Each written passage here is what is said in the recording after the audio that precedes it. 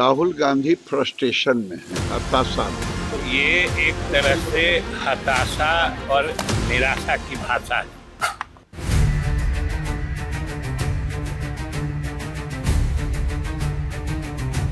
लोकसभा में नेता प्रतिपक्ष राहुल गांधी के एक्स हैंडल पोस्ट पर सियासी बवाल शुरू हो गया।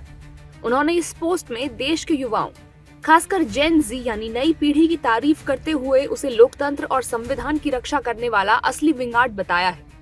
उन्होंने लिखा है कि देश का युवा, देश के स्टूडेंट्स, देश की जेन जी संविधान को बचाएंगे, लोकतंत्र की रक्षा करेंगे और वोट चोरी को रोकेंगे। मैं उनके साथ हमेशा खड़ा हूँ। जय हिंद। राहुल गांधी की इस पोस्ट पर एनडीए हमलावर है।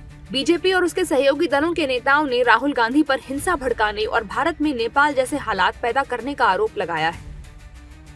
राहुल गांधी फ्रस्ट्रेशन में है, हताशा में। और मैंने पहले भी कहा था, ये नकल सब, कभी मोदी जी का नकल करेंगे, कभी जैन जेड की बात करेंगे। ये अर्बन नक्सल बनना चाहते हैं। ये एक तरह से हताशा और निराशा की भाषा है।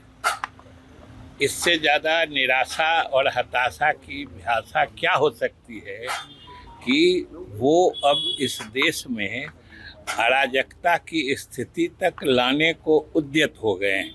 यह उनकी मानसिक स्थिति दर्शाता है कि शायद जो संवैधानिक तरीका है उसके तहत या उसके माध्यम से अब वो सत्ता पाने में बिल्कुल निराश हो चुके हैं।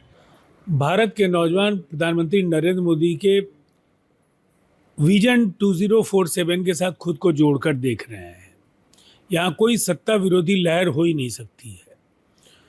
नौजवानों ने अगर देश के पड़ोसी मुल्कों में कुछ घटनाओं में शामिल होने का फैसला किया तो वहाँ के स्थानीय कारण थे, लेकिन यहाँ किसी व्यवस्था परिवर्तन जैसे मुद्दे की जनता में कहीं कोई जगह नहीं बनती है। राहुल गांधी संविधान बचाने और वोट चोरी रोकने जैसे शब्दों का इस्तेमाल कर युवाओं के बीच सक्रिय हो रही नागरिक जिम्मेदारियों की भावना को उभार रहे हैं। राजनीतिक विश्लेषकों का मानना है कि ये सिर्फ एक भावनात्मक संदेश नहीं, बल्कि कांग्रेस की ओर से एक रणनीतिक दांव है।